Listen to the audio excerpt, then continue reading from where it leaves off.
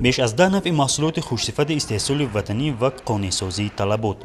نمایش فروش محصولات نیاز اول در دهه بوغی و جماعت سوچون نوحه شغنون از صبح بروقت شماره زیاد اهالی را به هم آورد. در این روز کلی ساکنان با فرحمندی از نتیجه تدبیرهای نیک که بهر پیشبرد زندگی و غنی‌سازی دسترخوان نگرانیده شده است، از نمایش فروش محصولات بهره‌ور گردیدند. در این ویستافکایی که در اینجا برگزار گردیده است، تمام محصولات به ما لازمه را به اینجا دسترس نمودند. مردم بسیار خرسندند که در نزد خانه هاشون خیلی یارمارکه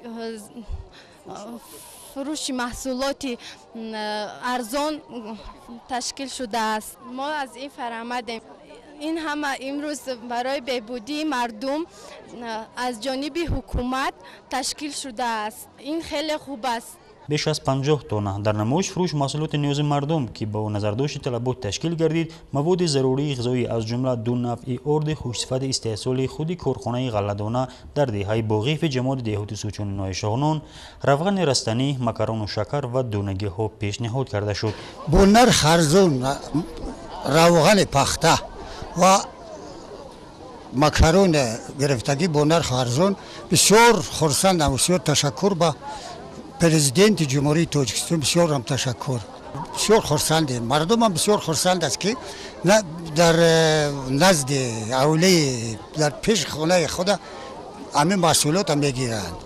نمایش فروش نوبتی محصولات از جانب اگنتی ذخیره‌های مادی دولتی نزد حکومت جمهوری تاجیکستان با نرخ دسترس تشکیل گردیده دوام 2 روز عمل خواهد کرد که در رفت آن ارد و دیگر محصولات خوش‌صفت استحصال کارخانه کارکرد غله دهه باغی که سال 2015 هم با اشتراک سرور دولت افتتاح گردیده بود، طلبات مردم را قانع می‌گرداند.